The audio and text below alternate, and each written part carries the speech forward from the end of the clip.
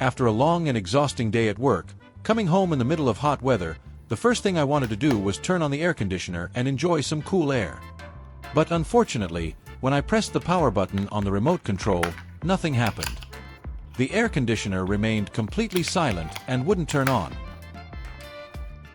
After a quick inspection, I realized the problem was most likely caused by the power button on the remote control itself, which had probably worn out after a long time of use. Instead of taking it to a repair shop and spending both time and money, today I decided to fix it myself at home and share the entire process with you. If your remote control is having the same issue, make sure to watch until the end of this video. You might discover that repairing it is much easier than you think.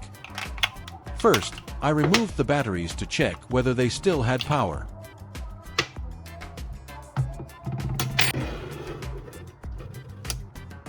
I used a multimeter to test both batteries inside the remote control one by one.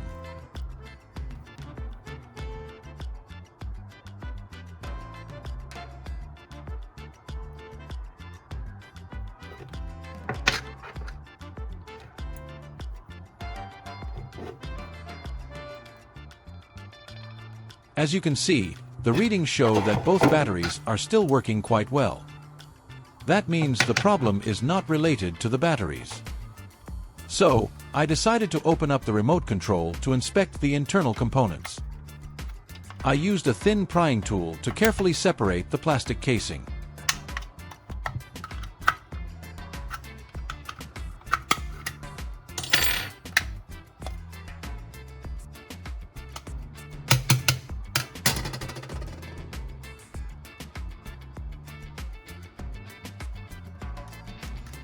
Inside, there is an electronic circuit board along with a rubber button pad used to send signals when pressing the buttons.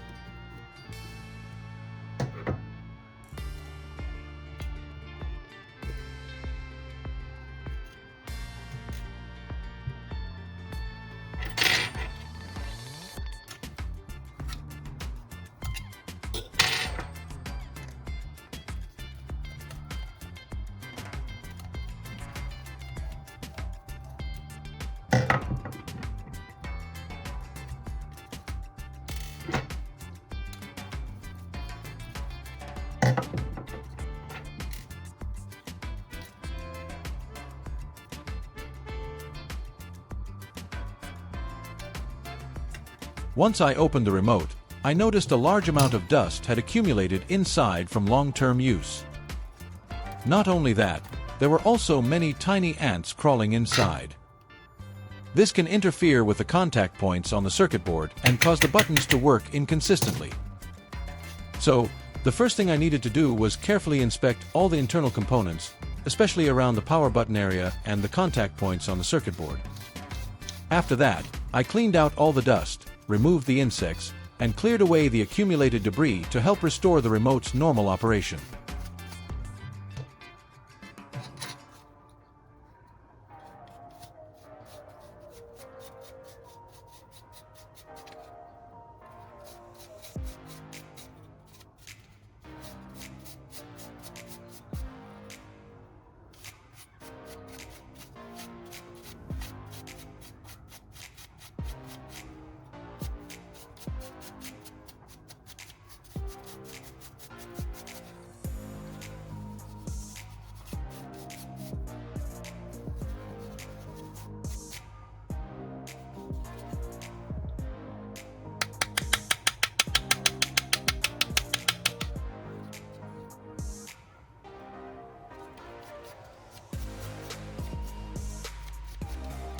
After using a soft brush to clean away the dust inside, I continued by using WD-40 along with a small brush to clean everything more thoroughly. This solution helps clean oxidized contact points, remove stubborn dirt, and improve electrical conductivity for the buttons. I gently brushed the circuit board area, especially around the power button contacts, to avoid damaging the small electronic components inside. Proper cleaning at this step is very important because even a thin layer of dust or slight oxidation can cause the remote to work intermittently or lose signal completely.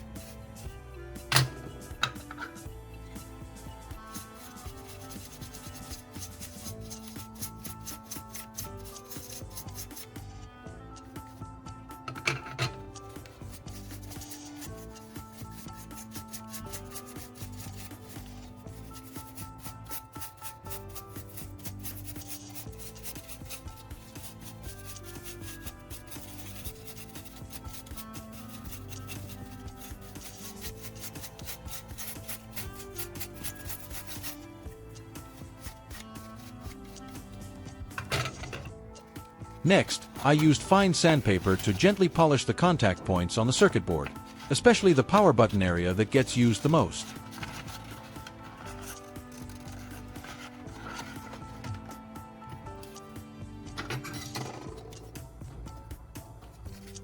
The purpose of this step is to remove thin oxidation layers and old residue that regular cleaning may not fully eliminate. I worked very carefully to clean the contact surfaces without damaging the conductive layer on the board. Once the contacts become cleaner and shinier, the button response usually improves significantly, making the remote more stable and responsive after reassembly. To improve the button contact further, I used the graphite from a pencil and lightly rubbed it onto the contact pads on the underside of the rubber button. Graphite has slight conductive properties, which can help improve the connection between the rubber button and the circuit board when pressed. This is a simple but surprisingly effective trick for older remote controls where the button contacts have become worn out or less responsive over time.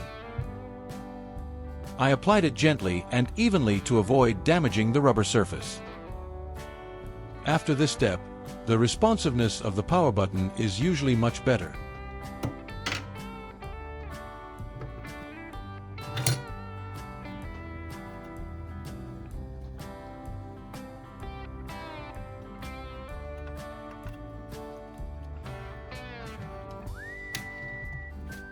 And for the final step, I used a small piece of aluminum foil, a material that conducts electricity quite well, to further improve the contact for the power button.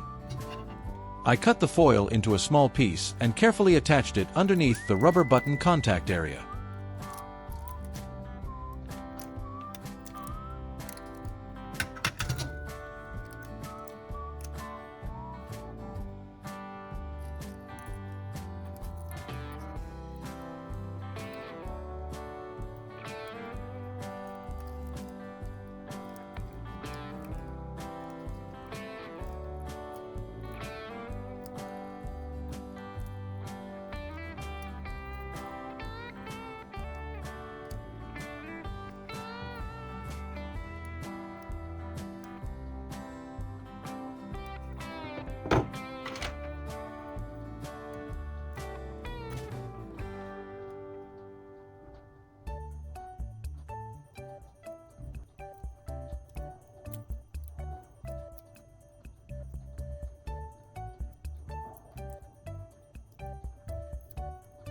When the button is pressed, the foil helps create a stronger connection with the circuit board, allowing the signal to transmit more reliably and making the power button more responsive.